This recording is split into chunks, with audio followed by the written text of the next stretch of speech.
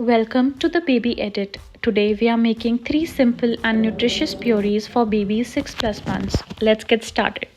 First up, creamy mashed potatoes, one of the easiest and most loved baby foods.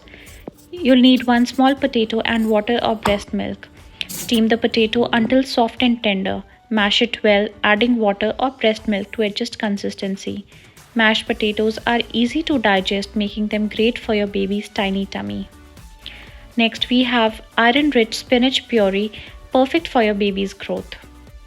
Steam the spinach until soft, blend it into a smooth puree, adding water if needed.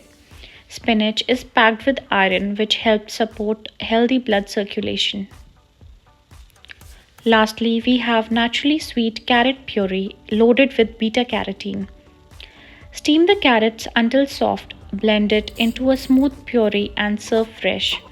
Carrots are great for eyesight because they are rich in vitamin A. These purees are easy, nutritious, and perfect for babies starting solids. Which one will you try first? Let me know in the comments. Thank you.